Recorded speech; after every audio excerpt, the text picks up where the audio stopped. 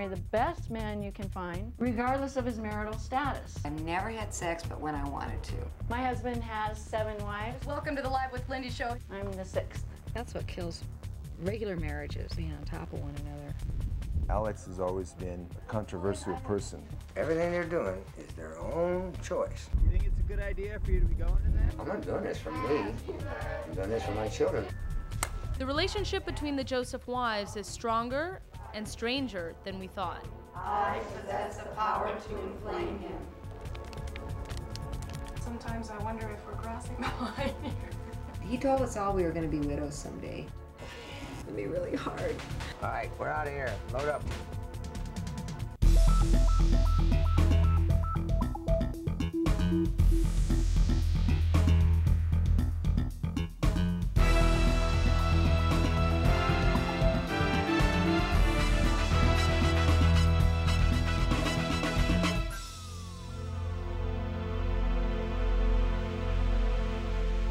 Last time on Eyewitness. For the past couple of weeks, we've been living with the Josephs, Alex, his 8 wives, and their 21 children. These polygamists are a pretty strange breed. They're rebellious.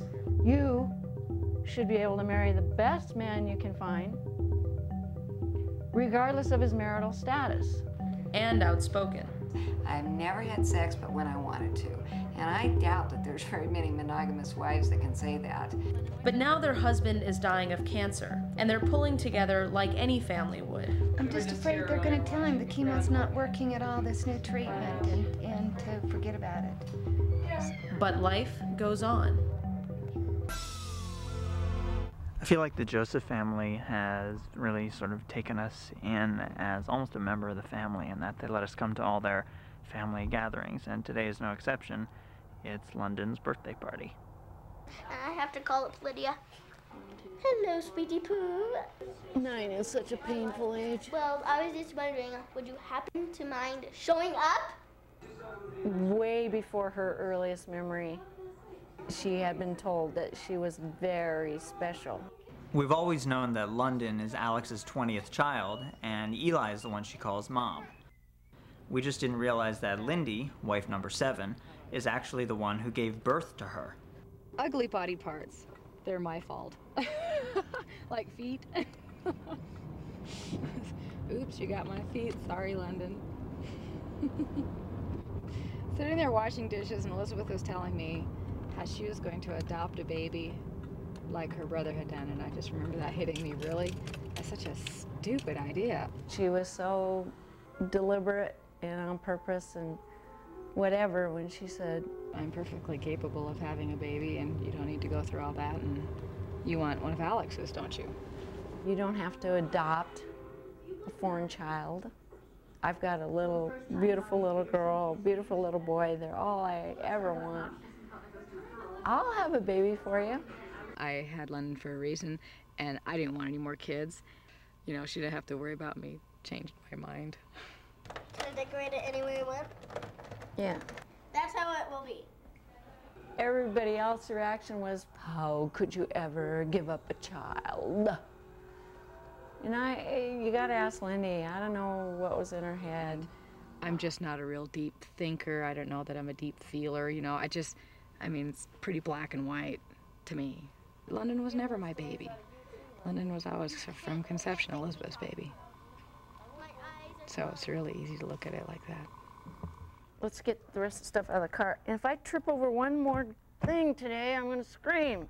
I'll scream for you. Lindy's singing tonight at an elder hostel at Waweep, down at the lake.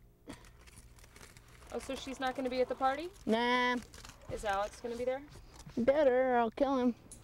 How many people are coming tonight? You're so good, David. You want to get me going, don't you? I have no idea. I was told it was family. Just family. All of the kids weren't going to be here. I lived my life of having birthday parties. I hate them. Margaret's house is the party house, and she doesn't seem so happy about that.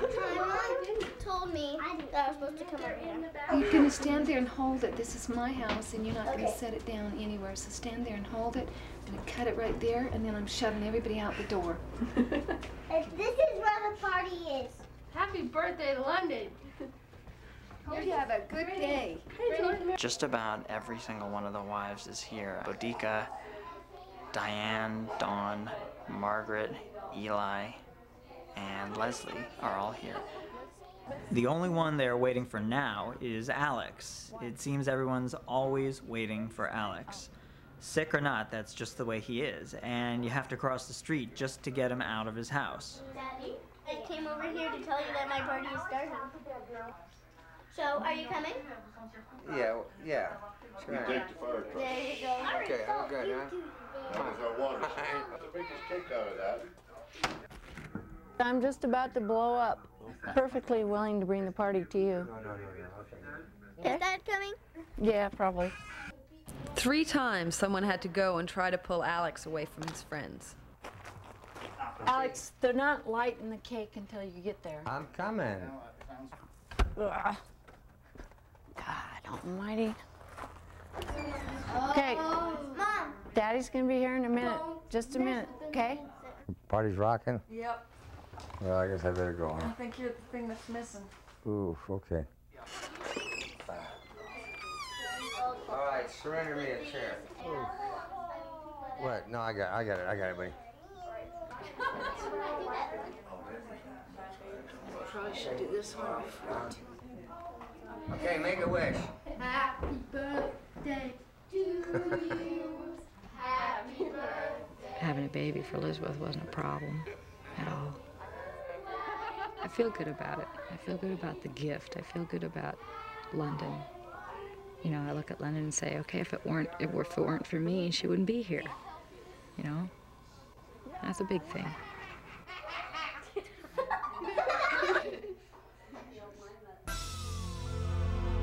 She left in her car. Most time, the Joseph kids bring their moms together, but not always. I can't really think that dinner got foiled because of 2 little boys' spite. Since we've been here in Bigwater, one of the things that most of the Josephs have been telling us is that polygamy helps to create a large family and a close family and a strong family. Oh, she left in her car. She did? Mm-hmm. Something is wrong. David's mother, Bo, invited several of us over for dinner tonight, and now she's nowhere to be found. Do you know where Mom went? She probably committed suicide, David. And, It turns out that Bo got involved in a fight between her son and Lindy's son, Austin. Now it's in their dad's hands. Alex's older daughter, Catherine, knows what that's like. We were taught when we were young that you always did what you were told. And when we were told to do something, we did it because we knew, if we didn't, we were going to get our butts kicked. get your butt over here if I come over there and start kicking it. All right, see you in a few minutes. Come on. The table was set and now it's not. It's off, right? Dinner's off? Because she invited me. She left to cool off, okay? And she'll be back. So I need to see you. Boudica was very upset by the fight that her son David got into with Lindy's son Austin. So as a result, she was saying that she had no intention of being on camera feeling all uncomfortable like this, so she postponed the dinner. Mothers should never get involved like that. Because the mothers get mad and then the next day the kids are great friends again, and that's just how it always works. They know. They know how the game's played. Now listen, I got one rule, and you know what it is. Whose fault is it? Mine, How come? because I'm older. That's right. So we decided you're wrong, right? You satisfied with that? Mm-hmm. Okay. But you don't believe it, right? And you saw that Austin, right? He started smiling. He knew he was wrong. He just knew he was wrong. This is a family with a lot of kids and a lot of moms, and each mom raises her kids in her own way. But Alex runs the household like a drill sergeant, which isn't surprising. He's been a policeman, he's been a fireman, he's been in the Marines. He's even worked for the U.S. government as a professional coyote killer. You're being a pouty crybaby, and you're being a horse's ass. I can't believe it, that somebody can do that, man. That a person could cancel a meal at the last moment like that when you've got several people involved. Well, I just know one thing. Nobody better piss me off the day of Roxana's wedding, because I'll just have to call the whole thing off. It just won't be right. You two guys, apologize to your mother. Got it? Go out there and think of something better to do than fight with one another. Go. I like my kids, and I wish the adults around here were as easy as the kids. Well, can I get it zipped up, Lindy?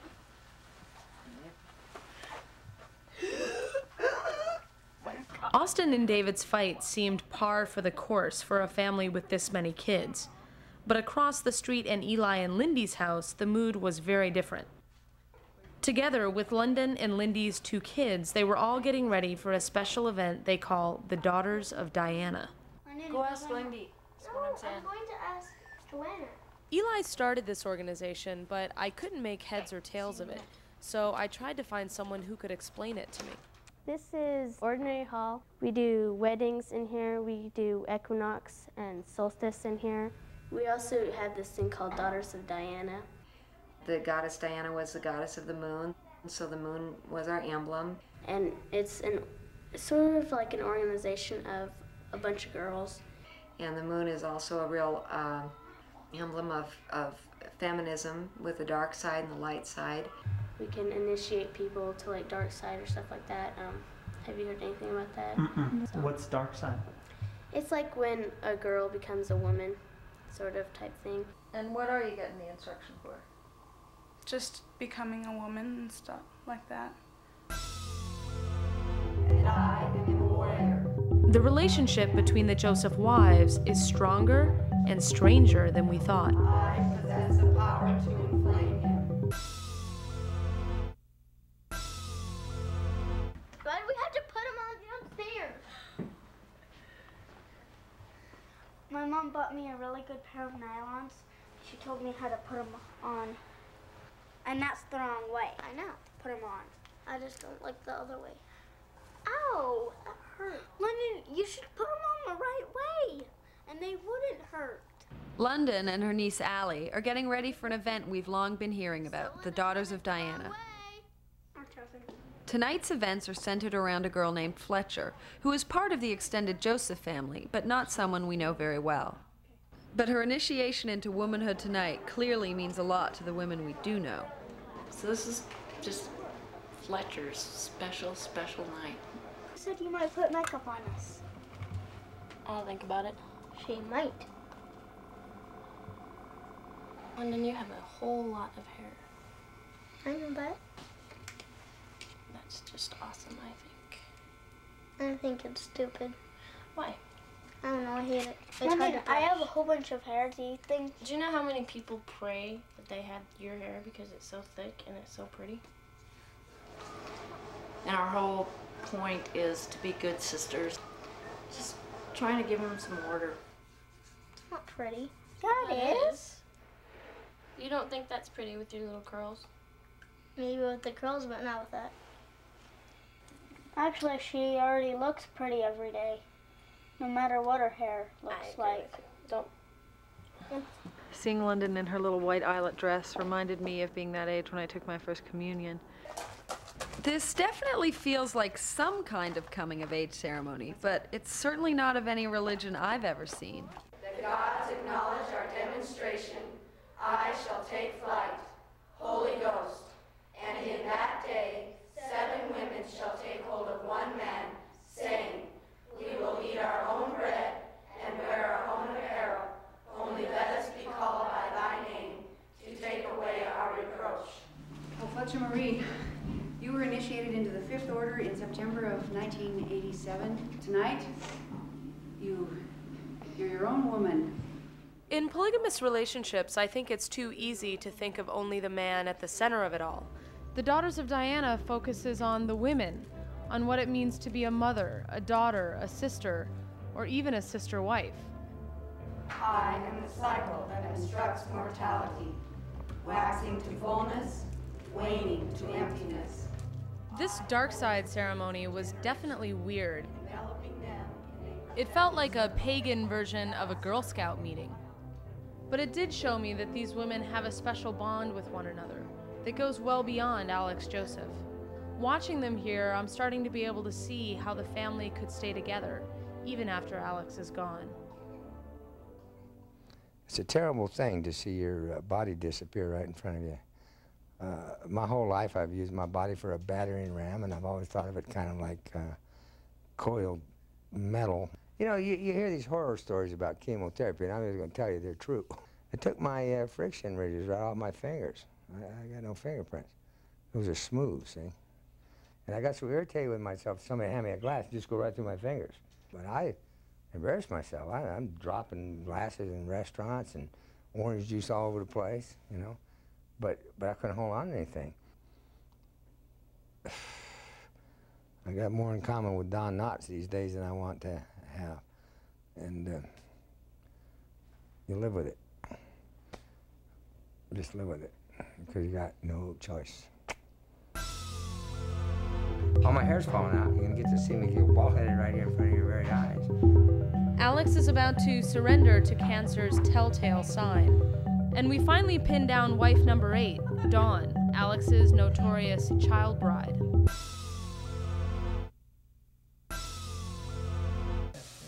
We've been seeing some pretty weird stuff here in Big Water, but the truth is, when you're around it long enough, you stop judging it. Then we learned about Dawn. She moved in as a wife. We signed a contract. When you were 8 years old? 9. 9? Yeah. Apparently, Dawn's father made some kind of arrangement with Alex to marry her when she was 9 years old. I just knew that I wanted to be a part of this family, and I was given the opportunity to see if I fit in and live with them for a while. I stuck.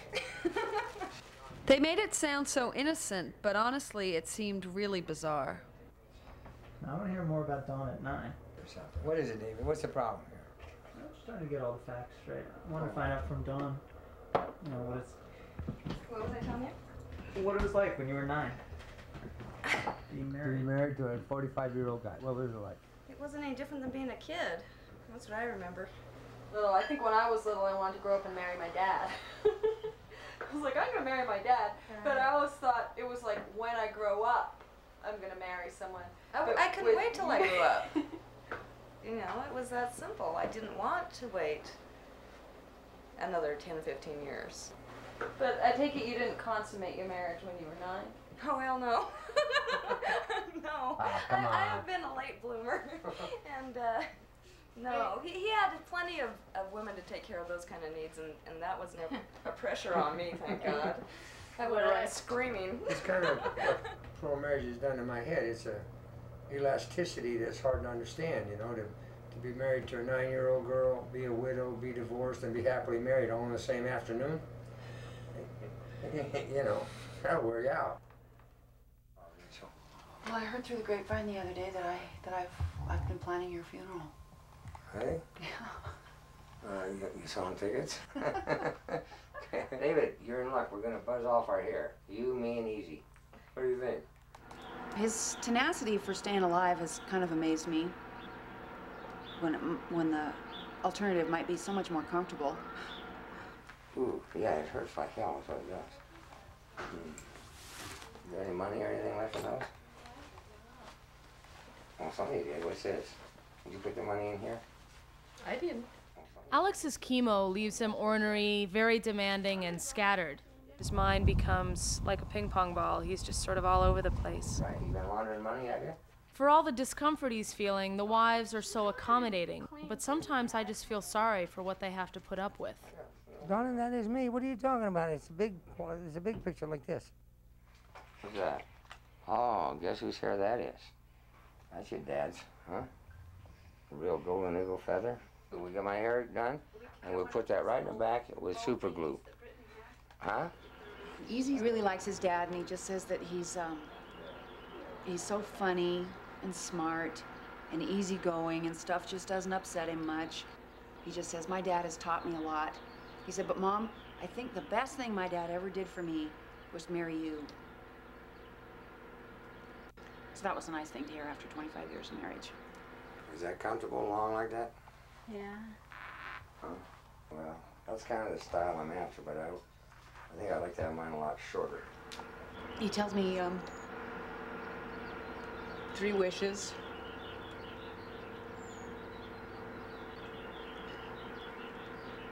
And one of them is that his dad wasn't sick.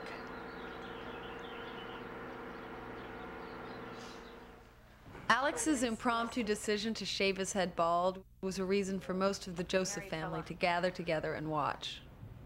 Now this is going to be an all-night ordeal, I can tell. Alex insisted that everyone who had a camera bring one. It looked like he was holding a press conference. I'll put the mic right here. Okay, that's great. See you later, alligators. There, that's cute. Let's get it orange and spiked. And then you can look like my cousin Jeanette. Yeah. She's got a mohawk now. Does she? Is that... I like it a little shorter. Could you cut it a little shorter on the front there? You don't think my brain is too large, do you? That's a striking resemblance between me and Sean Connery, don't you think? Definitely. Kind of, sort of, yeah. Just remembering all the reasons I just enjoy his company so much and like his brain, like his sense of humor, like him, just like him totally. And I'll really miss him.